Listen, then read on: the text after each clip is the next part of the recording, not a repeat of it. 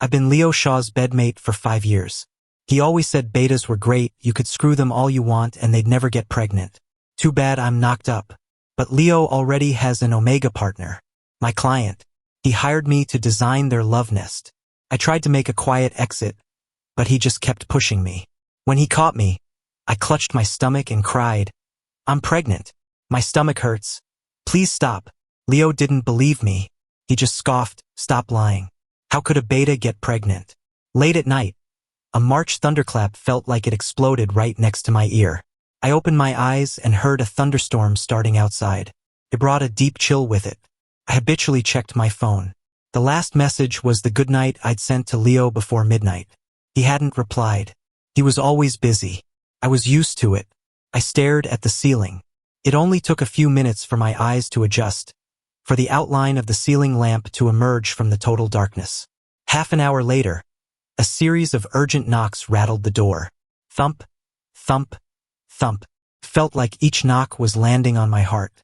I counted to 60 before slowly getting out of bed. I went to open the door.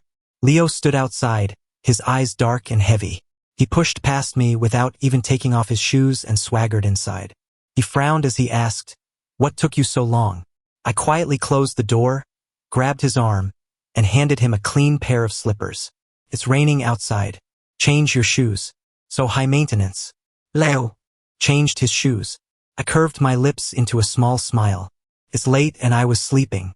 You can just let yourself in next time." Leo scoffed. "You don't actually think I'd remember your passcode, do you?" I knew it. Even though I'd told him my passcode at least 10 times, he'd never bothered to remember it. Every time he came, he knocked. No matter the hour. My smile faded. I looked at the face that was so often plastered across movie screens. He was just too handsome. I sighed. "Then you'll just have to wait for me to open the door." Leo didn't look back, heading straight for the bathroom. But his mouth was still as sharp as ever. He snorted. "You make me wait, but there are plenty of others who can't bear to keep me waiting." With that, the sound of running water came from the bathroom. Sounded a lot like the rain outside. A steady patter. I could hear it and I could see it. The door was open. I stood at the bathroom entrance, watching Leo pull off his shirt with one hand, revealing the sharp lines of his body. When he got to his pants, he paused. He tilted his head and gave me a lazy smile. "Wanna join?" I smiled and shook my head. He shrugged and continued undressing. Right in front of me, he took a quick rinse. He walked out naked, slung an arm around me, and led me toward the master bedroom. The hand on my shoulder slid lower and lower, until it slipped inside my pajama pants. "You were all ready for me and still made me wait," he said with a smirk. "Who taught you these little tricks? Were you just faking being good all this time?" I lowered my gaze, my voice soft. "You never use any prep. I'm afraid it'll hurt." Leo raised an eyebrow, unconcerned. "If you want to blame someone, blame yourself for being a beta. No one else is this much trouble." My heart seized, but the feeling vanished in an instant. Leo pushed me onto the bed, and I was tossed around wildly, brutally all night long. Leo was right. There were a lot of people waiting for him to sleep with them. He was an A-list actor who'd found fame at a young age, and he was also the eldest son of one of New York's most powerful alpha families. Arrogant, with a cruel mouth, and a total diva. He'd passed through a field of flowers and touched every single one. No one could control him. After all, even if Leo's career in Hollywood tanked, he could still go home and inherit the family fortune. No one wanted to get on the Shaw family's bad side. Everyone catered to the young master. I was just the most ordinary of Leo's many lovers. A beta. Obedient and quiet. This was my 5th year with him. I didn't want anything from him, except for that little bit of special treatment he gave me. You couldn't call it love, but I thought it had to count as affection. When he was in a bad mood, I was the only one he wanted. He was always in a bad mood, so he was always looking for me. No matter the time, no matter the distance. I fantasized about warming his fickle heart with my own insignificant warmth. I just didn't know how much longer I'd have to wait. The next day was the weekend, and the sky had cleared. For once, Leo was still here. He was lying on his side, propped up on his elbow. His gaze slid from my bruised neck to my face. "There's a wedding reception today," he said casually. "You're coming with me. Time for you to see the world. Honestly, I had no desire to see his world. But he rarely made public appearances with a partner. This was an honor. I couldn't be that clueless. So I nodded obediently. Okay. The one getting married was a friend from Leo's high society circle, Dylan. He was usually a huge player. But this time, he'd gotten an omega from another prominent family pregnant. It was a shotgun wedding. When Leo and I arrived, the couple came over to greet us. The omega's name was Julian. His expression was cool as he offered a faint welcome. I knew most of Leo's friends. I'd met Dylan before, but I'd never met Julian. I just nodded and gave them the wedding gift I'd prepared.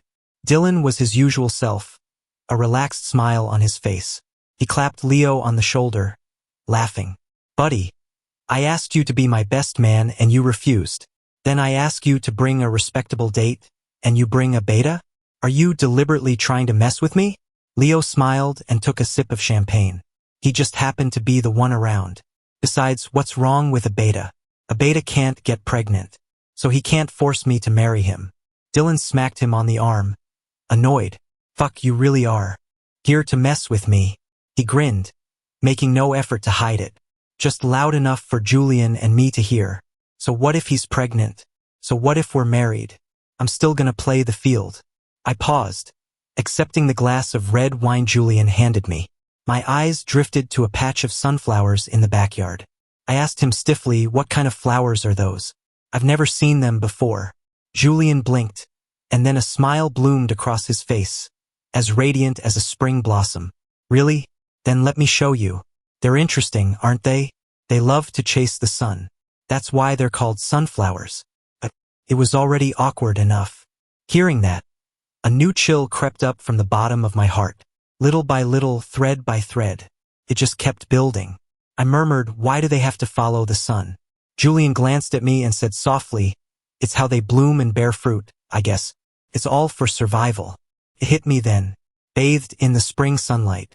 Looking at that patch of sunflowers, I said in a flat voice, but there are sunflowers that don't produce seeds, right? Julian nodded. I suppose so. They get weeded out by nature. I asked him, do you love Dylan? Julian replied, for now. You don't mind him sleeping around? Mindin ain't gonna change anything. Why did you marry him? For survival. I didn't know Julian's whole story, but I knew I shouldn't press any further. So I left him with a simple good luck and stopped taking up his time. I watched him go greet other guests with the same faint, practiced smile for everyone.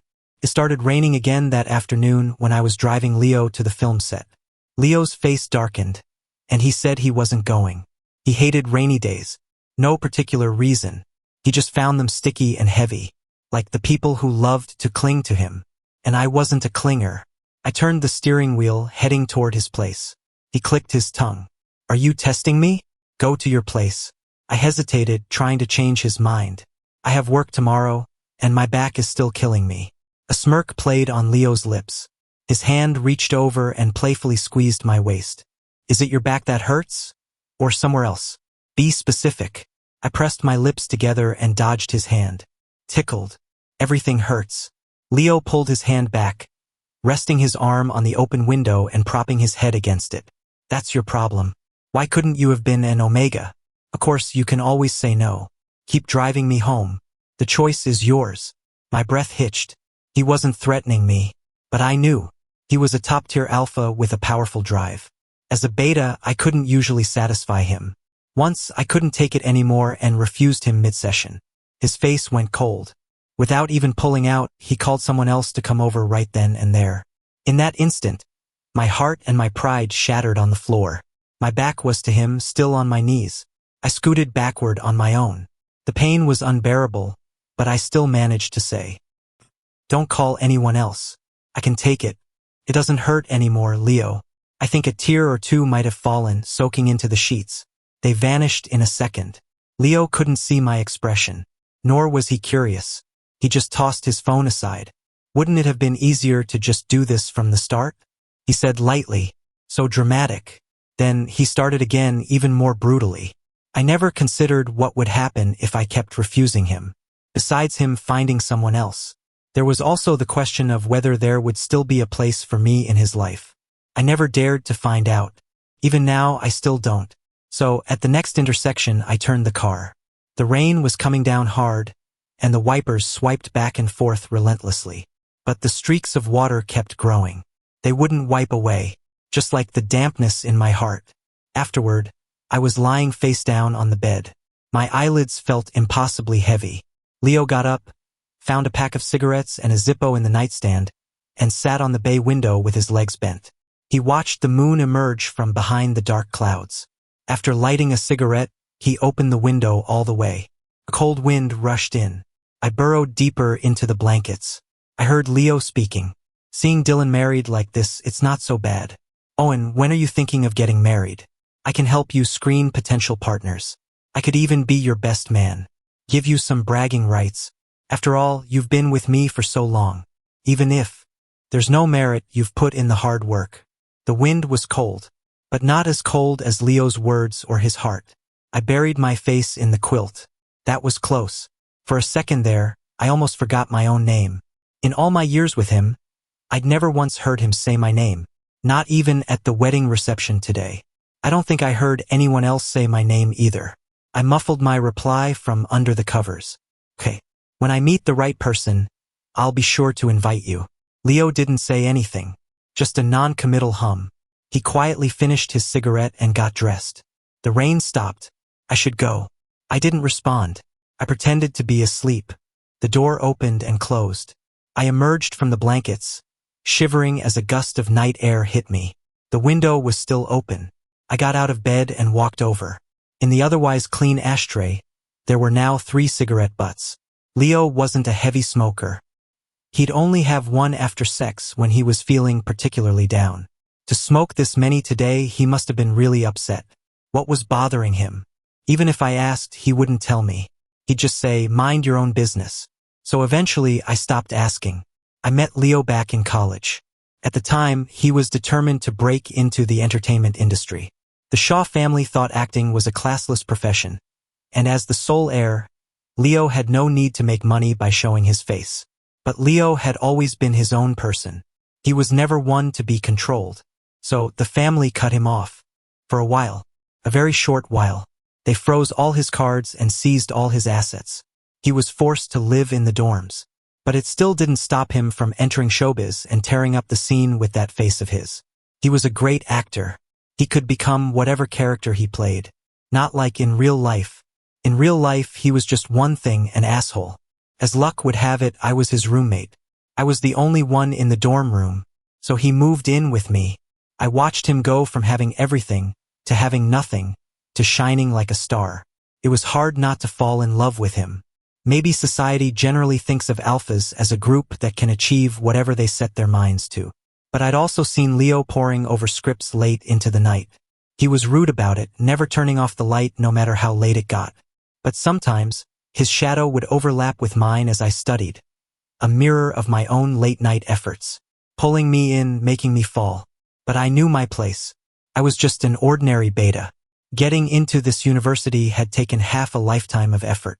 After graduation, I was destined to join the rank and file, to become a stepping stone. To slave away for the alphas who were born with natural talent and leadership. Not to fantasize that I could ever compete with the omegas who were their perfect biological matches, or to pray that an alpha would defy his own nature and fall in love with me. I kept to myself. So much so that my life was a straight line between class, the library, and the dorm. I drew an invisible line between Leo and me, and I never crossed it. But life is full of surprises. One time, between classes and filming, Leo was completely exhausted. He got sick. His fever was dangerously high. As a beta, I didn't understand the risks of secondary genders. I couldn't smell any pheromones. All I knew was that he had a fever, and his face was flushed and hot. I wanted to help him cool down, and I happened to have some fever reducer. So I gave it to him. It didn't work. I soaked a towel in cold water, wrung it out, and placed it on his forehead. I changed it every 10 minutes. That didn't work either. I could see he was getting delirious. I was out of options and about to call 911. Suddenly, he yanked me onto the bed. My pants were gone in a second. I didn't even have time to stop him. A tearing pain started in one spot and spread through my entire body. It hurt so much. Tears of pure physical pain streamed from my eyes, but I couldn't bear to close them. I stared at the bed frame, a twisted smile on my face. Wow, Owen, you lucky bastard. A beta and you just slept with a top-tier alpha. A movie star, no less. This was a total win. Even bleeding was a win. And I kept winning all the way until graduation. We never said we were together. I never brought it up. Leo didn't care. The first few times he went into a rut, he'd ask if I was willing. Later, he stopped asking. I was always willing. After graduation, I got a job and saved up for 2 years to make a down payment on a small apartment of my own. He was the first one there for the housewarming. He wasn't impressed. This place is so small. Wouldn't it be better if I just gave you a bigger one? Instead of you using your pathetic savings to make monthly payments. He walked around, mocking me. Are you determined to suffer for no reason? I just smiled and said nothing. I cooked the Australian lobster and king crab he'd brought and served them to him. I don't like seafood. It gives me a rash. He could never remember that. And I was too embarrassed to remind him. He was just used to my presence. That didn't mean he had to tolerate my little quirks. It was fine, as long as he wasn't married. I wasn't committing any crime, but he asked me when I was getting married. I sat in the spot where Leo had just been sitting for so long. It was cold. The wind had carried his warmth away. I picked up one of the cigarette butts and relit it with the Zippo I'd bought. I took a drag and choked, tears streaming down my face. Tasted awful. I stubbed the cigarette out in the ashtray. A bitter smile. Some things you just can't force yourself to swallow. Like seafood. Like Leo. Like this half-smoked cigarette. I closed the window and crawled back into bed. The warmth here had dissipated too. Took me a long time to get warm again. I glanced at my phone. 3 in the morning. I reflexively scrolled to my pinned chat. Still that good night from 2 nights ago. 1 word, 1 period. So simple. I was supposed to be a simple person, too. I'd made things complicated. I paused, then shut off the screen. Whatever. No one needed my good night. I just needed to wish myself a good night. For the next few days, I threw myself into work, consciously avoiding the face that was on every screen and poster around the city. It wasn't as hard to get used to as I thought. It didn't rain for those few days. I got a pot hose for the bay window. I'd spritz it with water whenever I had a free moment. The vines were full of life, spreading out in all directions in just a few days. Growing on sunny days. Growing on cloudy days, too. Watching it, I had an epiphany. I was a pot hose, not a sunflower. I didn't need to follow the sun to grow freely. Julian sent me a message. He'd made a point to get my contact info at his wedding. He said we could be friends. I'd never added any of Leo's friends. But Julian wasn't really part of that circle, so I added him. We didn't usually chat. But today he sent me a video. In it, Leo, Dylan, and a group of guys were playing cards in a private room. Each of them had a beautiful Omega sitting beside them. Leo was smiling. Not a smirk or a scoff. It was a genuine smile that reached his eyes. The curve of his lips, something I'd only ever seen on screen. Julian. He seems to be in good spirits lately. Dylan just asked him out and he came right away. My face was impassive as I numbly typed back a few words. Yeah. Looks like it. Julian. How come you didn't come? Say what you will, you should at least get what you can out of it. I smiled, finding it surprisingly easy to tell someone the secret I had long known but pretended not to. When he's in a good mood, he never looks for me. Besides, I don't need anything. Well, he's screwed then. I didn't know why he'd say something like that. Anyone could be screwed, but not Leo. So I didn't bother replying. I didn't let my mind wander to what Leo was like with an Omega. I'd imagined it 1,000 times. It was probably a feeling I could never give him. Work had been hectic lately. I landed a big interior design project. The client was an Omega, slender and with delicate features. His voice was soft, and he was a talker. He said this apartment was a gift from his boyfriend, who told him to decorate it however he liked. My boyfriend is rich, handsome, and, well, let's just say he has a really high drive. And he's a huge movie star. The client's cheeks flushed, his tone syrupy sweet. I'm telling you, every time he comes to see me, he's so happy. He must really love me. And of course I love him too. He's also really responsible. He never forgets to use protection when we're together, so I don't get pregnant before we're married. Hearing this, I offered a polite smile. I continued measuring the apartment, taking notes. I added, "Congratulations. You're lucky to have found a good man." This Omega was a gentle person. He immediately thanked me. Then he looked troubled. "But I don't know much about design. You must be an expert, right? I want a style that's simple but also really warm." Clients like this could be either very easy to please or very difficult. I hoped he was the former. Halfway through my measurements, his phone buzzed with a message. He glanced at it, and his face broke into a huge smile. He was in a hurry to leave. "Something came up, I have to go. You can just handle things from here." He ran out. Anyone could see he was rushing off to meet someone he loved. I felt a pang of envy. I stood on the balcony, looking down. A luxury car was parked below. My client ran over to it. He opened the passenger side door and got in. Then he leaned over to the driver's seat, probably to kiss his lover. So sweet. I smiled, about to look away. But as the car pulled out, I saw the license plate. My smile froze. My heart sank.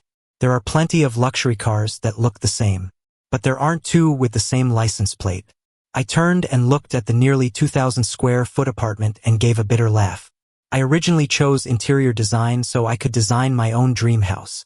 Then I fell for Leo. My biggest dream became designing a house I loved and having the person I loved most live in it. Thinking about it now, I guess I did achieve my dream. It's just that I wasn't the owner of the house.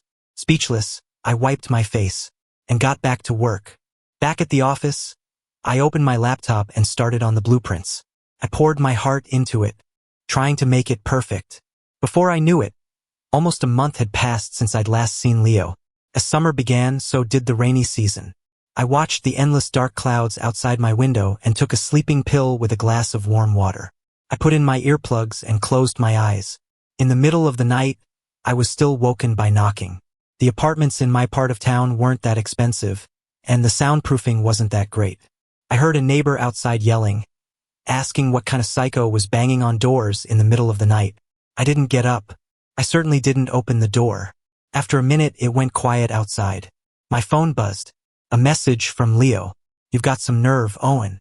Think this will make me remember your passcode? Dream on. Fine, I'm leaving. Don't you regret this?" I wanted to ask him what kind of relationship we had that I would ever regret. I also wondered if I should break up with him, only to realize we were never even together. In the end, I just put my phone down. Whatever. Regret what? I'd been with him for so many years and never regretted it. There was no reason I should start regretting leaving a man who couldn't be faithful. I didn't have time for regrets anyway. Betas are always too busy surviving. After the design was approved, the client asked me to personally oversee the renovation. He said to use only the most expensive materials, that money was no object. He said his boyfriend transferred him a ton of money every time he saw him. I paused, then smiled and said okay. Leo was indeed very generous. He tried to give me money too, but I refused it.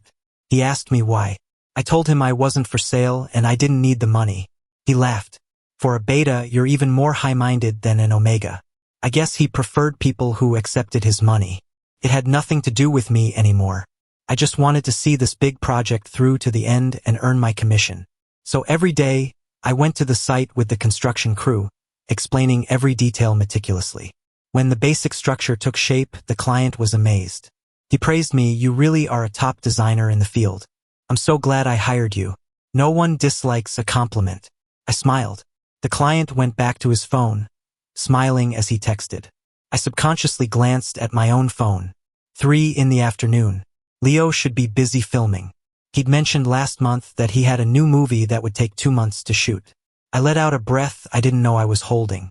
I told the technician installing the ceiling light to be careful. I got lost in my work and lost track of time. At some point, a figure had appeared in the doorway of the new apartment. Leo was tall and long-legged. He stood with his legs crossed, leaning casually against the newly installed doorframe. A half-smile played on his lips as he watched me. "Well, this is interesting." The client, who had been on his phone on the balcony, heard him and turned around. His face lit up. He ran to Leo's side. "Didn't you say you were too lazy to come?" Leo didn't look at him. His eyes were fixed on me. "I saw the photos you sent.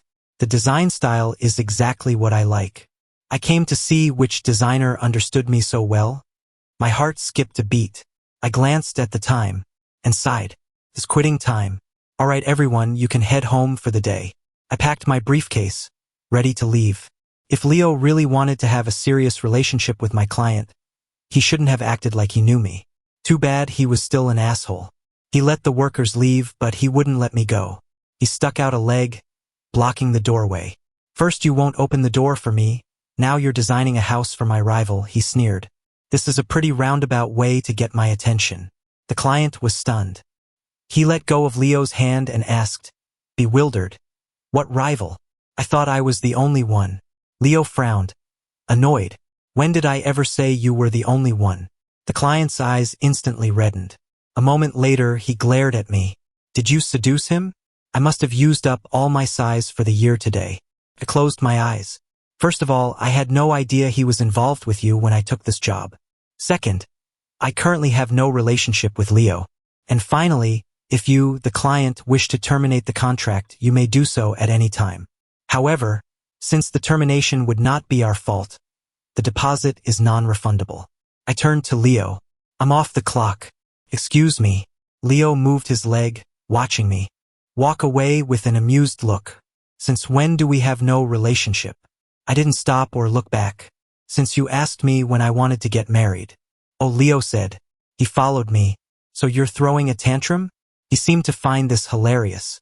And he laughed. If you don't want to get married, just tell me. I'm not going to force you. Why are you being so childish? He asked it so matter-of-factly. For a second, I almost doubted myself. Maybe I really was throwing a tantrum. But I wasn't born a person who throws tantrums. So I looked up at him, confused. I think you're right. I should get married.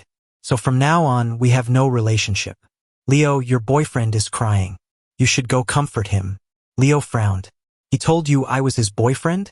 Then he chuckled. You're still jealous, aren't you? Why else would you care about that title?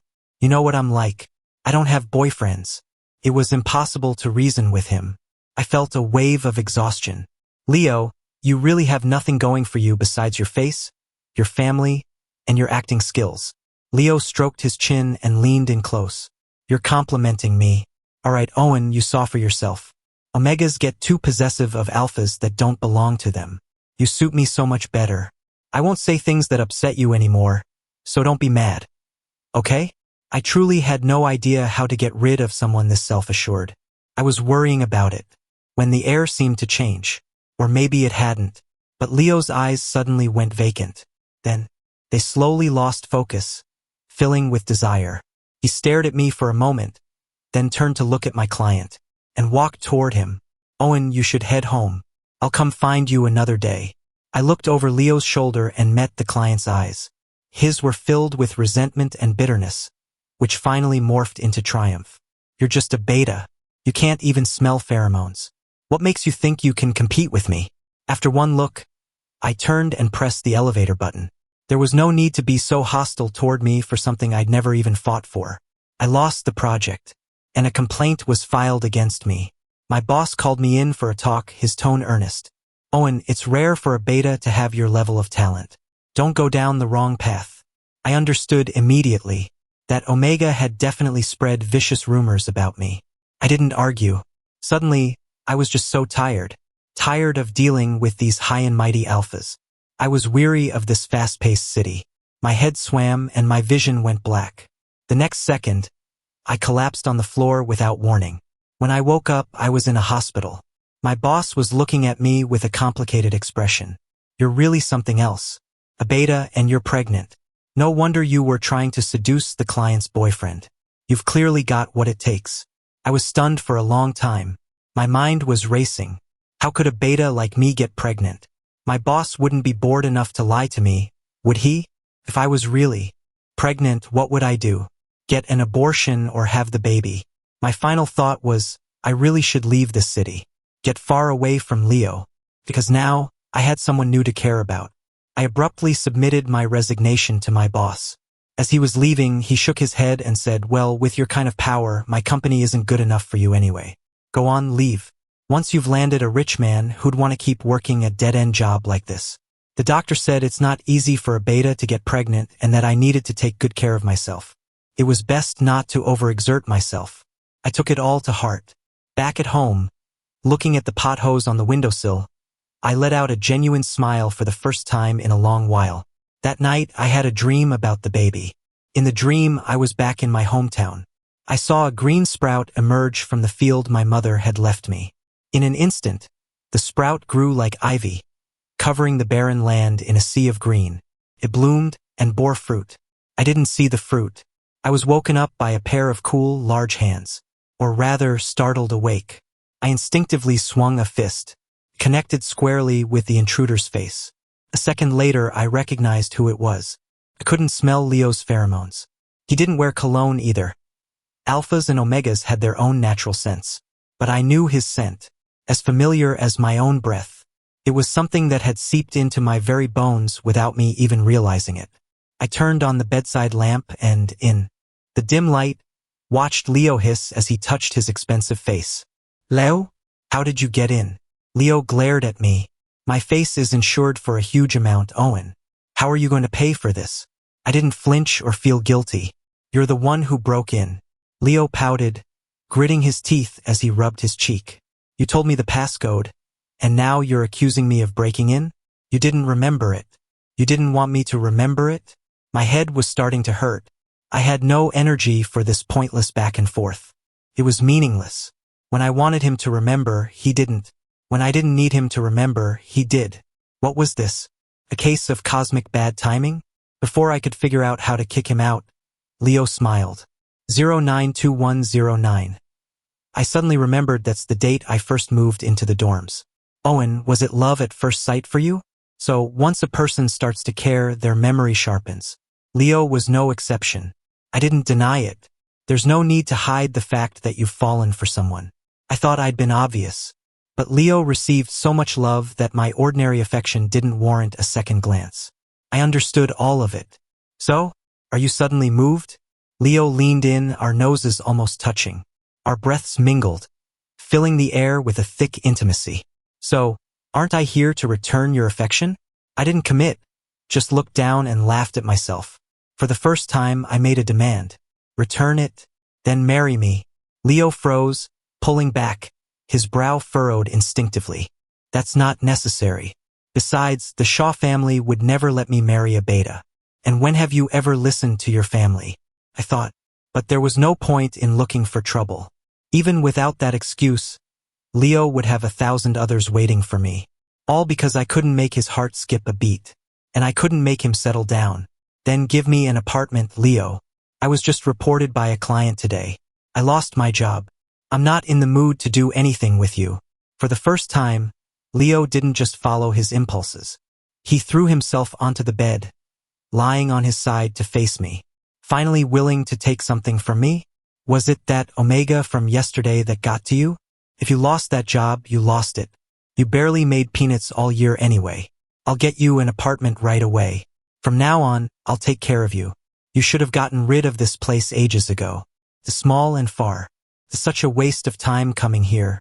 I played a little trick, letting him think I lost my job because of his lover. But he didn't seem to care, just continued to look down on everything I had, arranging my future in his own way. I didn't refuse, nor did I agree. I just silently closed my eyes. Yes, to escape this city, I had to abandon the small apartment I had chosen myself. As the culprit, Leo owed me a new place. I thought Leo would leave. He never stayed the night. But this time, when I opened my eyes, he was still there. In the past, I would have been secretly thrilled. But now it just felt absurd. I couldn't understand why. Or maybe all men were like this. Absence makes the heart grow fonder. The corner of Leo's eye was bruised and dark. From my punch last night, he hadn't treated it and it bothered me to look at it. I got up, found the first aid kit, and took out some ointment for bruises. I gently applied it for him. I was used to it. Leo always did his own stunts in action movies, refusing to use a double. Bumps and bruises were inevitable. But every time he got a mark on his body, he felt it was no longer perfect. He'd get upset. And when he was upset, he'd come to me. Every time I was the one who applied the ointment. Sometimes, he'd tease me with a smile, You seem to care more about my looks than I do. Of course I did. He was so perfect. A work of art. It was a shame to damage it. I couldn't stand to see something perfect with a flaw. At least not on the surface. As I was dabbing the ointment, Leo's eyes opened. He tilted his head up, and his thin lips brushed against the base of my thumb. He chuckled. Feeling horny? I pulled my hand away, put the ointment back in the first aid kit, and got out of bed to wash my hands. Leo followed me, leaning against the bathroom door with his arms crossed. He was only wearing a pair of boxers, a prominent bulge straining against the fabric. Playing hard to get? I closed my eyes, trying to channel the personality of a gold digger. I looked at Leo. Once the apartment is mine, I'll stop playing. Leo raised an eyebrow, a dark glint in his eyes. I couldn't tell if it was disappointment or something else. He turned and stretched. I thought you were different. Turns out you're just like the rest. He changed his clothes and left, just like that. His pajamas were thrown on the floor, the blankets on the bed a mess. My once tidy room was now less than perfect. Just like him, a person who had suddenly stormed into my life, leaving me in chaos before casually walking away. Thankfully, I had no intention of clinging to this room or to him any longer. People are meant to grow up and move forward. Soon, Leo's agent delivered the deed to me. It was a villa, several thousand square feet, so big that standing inside it I felt tiny. Leo was busy filming, or maybe he just didn't want to see me for a while, which was perfect. It saved me the trouble of having to trick him to get away. The agent looked me up and down for a long time. His eyes were filled with confusion. You've got some skills. The other lovers Leo had me deal with were all omegas. This is the first time I've had to handle a beta. I didn't know what Leo had told his agent to make him misunderstand like this. But it didn't matter. It was close enough. The roles were reversed, but the outcome was the same. As soon as the agent left, I sold the villa for cash. I bought the next available plane ticket and flew back to my city. Peripheral city. Economic development was slower, and the number of people with special secondary genders was few and far between. Most of the people who stayed here were betas and so-called inferior AOs. The world generally believed that people like us had low potential and weren't competitive enough. They didn't have high hopes for us. As a child, I grew up with this prejudice, dreaming of leaving my rural village and flying out of the city that felt like an old man in his twilight years.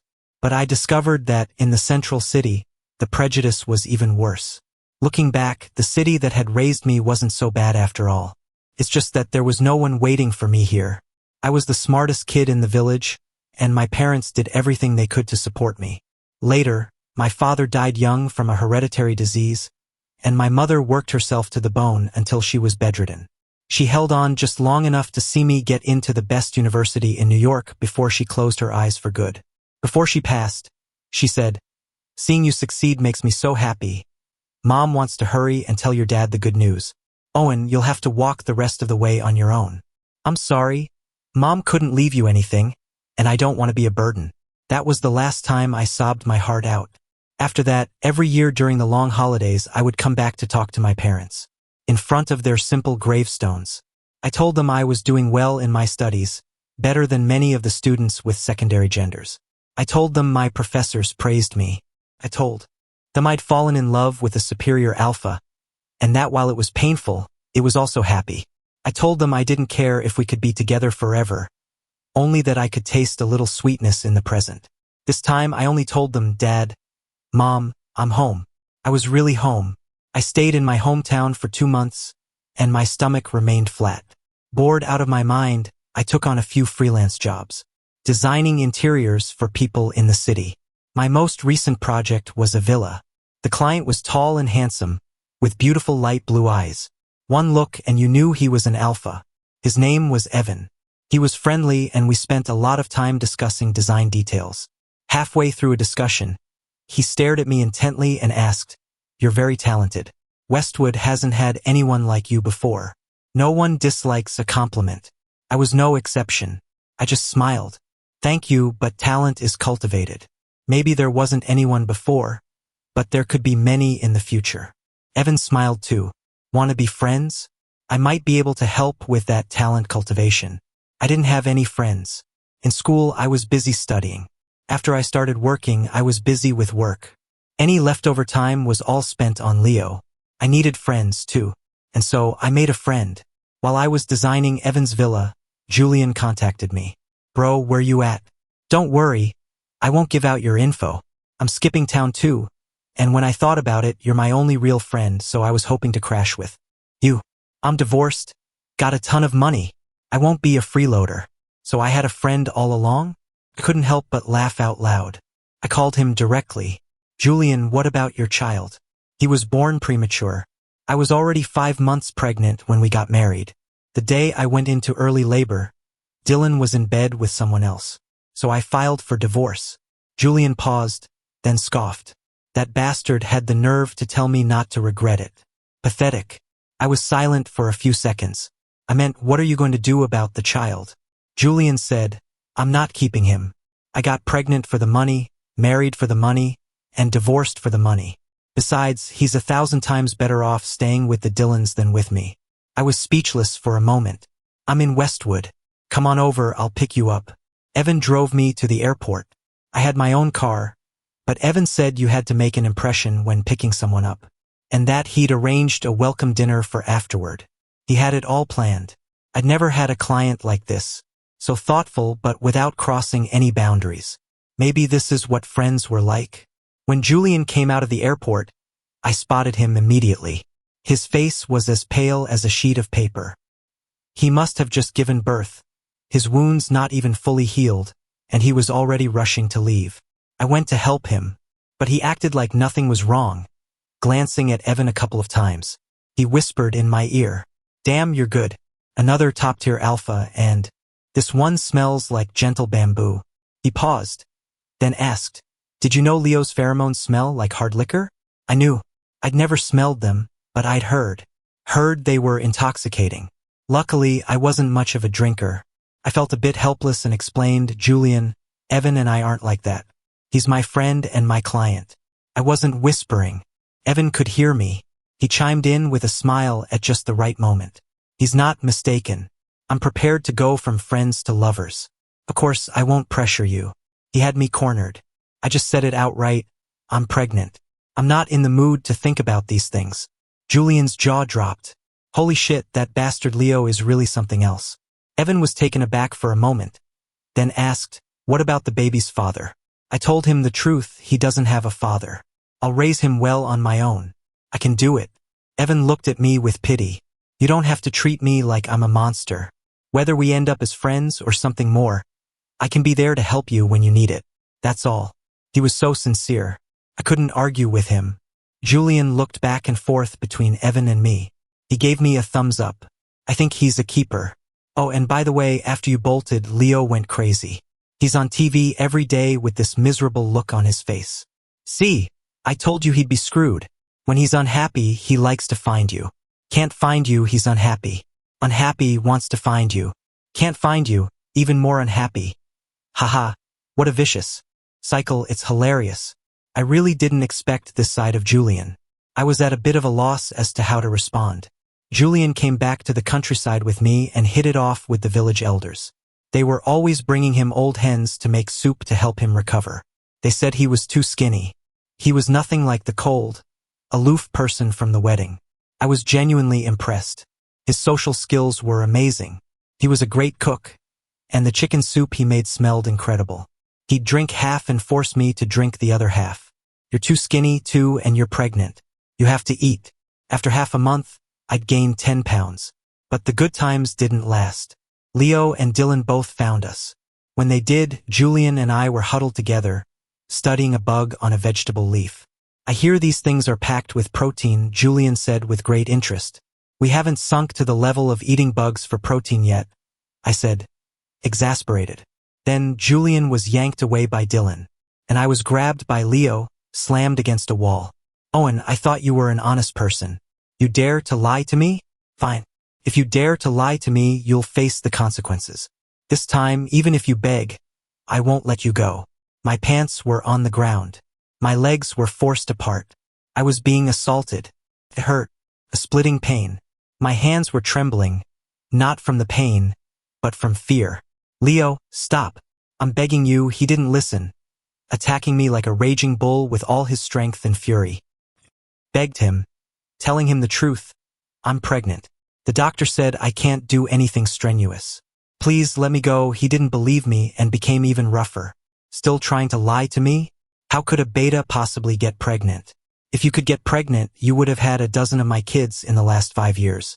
Blood was running down my legs. He still didn't believe it. Don't worry, it's just a tear. I'll put some medicine on it after I'm done. Do you have any idea what my past 2 weeks have been like? I've been in a terrible mood. Didn't even want to film. This is all your fault. I could feel it.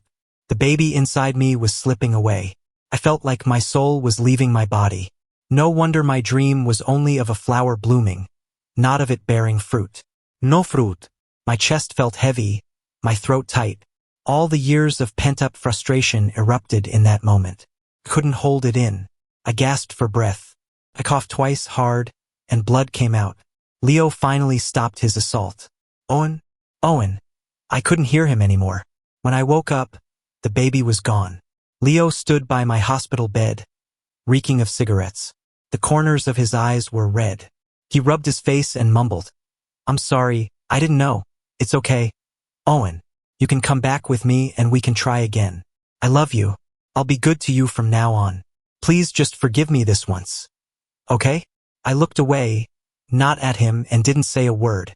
Evan and Julian suddenly burst in, with Dylan trailing behind them. Julian asked, Me, Owen, is the baby gone? I was silent for a long time before I managed to quiet. Yeah. The baby didn't want to stay in my belly. Julian lunged at Leo, trying to hit him. Dylan and Evan held him back. Dylan, you can't win a fight against him, honey. Evan, I'll do it. He landed several punches on Leo. Leo didn't fight back. That beautiful, delicate face of his was now a swollen mess. I made a mistake. But who are you? Evan was about to speak, but I cut him off. He's the man I'm going to marry. Leo, is your promise from before still valid? Leo stood frozen, thinking hard for a long time, a look of panic in his eyes. No, it's not. I was out of my mind when I said that. It doesn't count. I was so disappointed. I looked at him, my face blank. You promised you'd be my best man. Are you going back on your word now?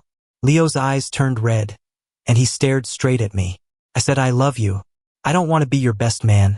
I want to be your groom. But I don't want you. I raised my voice. You think I stayed by your side for years without any complaints? Did you ever once, in all those years, consider my feelings? I was your emotional trash can, your safe harbor when you were upset. So now that I'm gone, you're not used to it? Leo, do I owe you something? To put it bluntly, you've repaid my kindness with cruelty, haven't you? If I had known, I should have never helped you when you had that fever. I truly regret ever loving you. Leo knelt, taking my hand and placing it on his cheek. Owen, hit me, yell at me, do whatever you want. Just not this. I can't take it. I can marry you, I can quit acting. As long as you forgive me, okay? I pulled my hand away, not looking at him. Sorry, I have no interest in hitting or yelling at you. And I have no interest in marrying you. Please leave. The doctor came in, scolding them for disturbing a patient. He kicked them out. Julian and Evan stayed. Julian didn't say anything. He knew what a child meant. Evan said softly, Owen, you'll have a family again. We'll all be here to walk forward with you. Of course I would. This child had given me hope, but had also given me back my freedom. Of course I was sad, but I was also completely free. After this, there was nothing left between me and Leo. Leo stayed in Westwood for a whole year. I ignored him the entire time. Later, he was dragged back by his family for a while. When he reappeared, he was gaunt and hollow-eyed. His suit hung loosely on his frame. He watched as Evan and I exchanged rings and kissed. Unaware, tears streamed down his face. Strange. Before, no matter where he stood, I could always spot him in a crowd. But now, he was gone before I even noticed him. He left a black card with Julian to give to me, and a message wishing me a lifetime of peace and joy. Evan was disgusted. I have money. It's all yours. We don't need his card. I laughed. Then we won't take it. Julian pocketed the card himself. He raised an eyebrow. Fine. You two don't want it, you're too high and mighty. Thanks, my 2 sugar daddies, for the new black card. Behind him, Dylan's face crumpled. He pulled out a handful of cards. Julian, I have cards too. Look at me. Julian ignored him, smiling as he caught the bouquet I tossed. Epilogue. I was born with everything. My parents were fated mates, but they were only fated mates during their heats and ruts. The rest of the time, they were their own people. They each had their own lovers. So I always thought that I would only marry my fated mate, but it would just be a marriage. Who I slept with and how many was my freedom. I liked sleeping with Owen the best. He was quiet, obedient, and compliant. But he was a beta. He couldn't handle my roughness. There was nothing I could do but find other people to share the burden. But I went to him the most and I spent the most time with him. I thought he would understand. I was destined to never marry him. I also knew he would get married someday. I wanted to find him a man who could accept our kind of relationship, like Dylan and Julian's marriage. So I asked him about it. If I had known that question would make him run away from me, I never would have asked. Never. I would have played dumb to keep him by my side. Or if I had just trusted him. If I hadn't forced him the moment I saw him. If I had let my child grow safely inside him. Would I still have had a chance? But you can't turn back time. Owen is completely done with me. I saw it. He was so happy when he was with that other man. I suddenly remembered, with me he was always silent. He kept his emotions hidden, never letting me see a hint of his vulnerability. I got used to his quiet obedience, and I got used to ignoring his feelings. And I especially got used to him being there waiting for me whenever I turned around. But he never got used to it. So he left me. He didn't want anything from me. Not my money. Not my expensive gifts. Not me.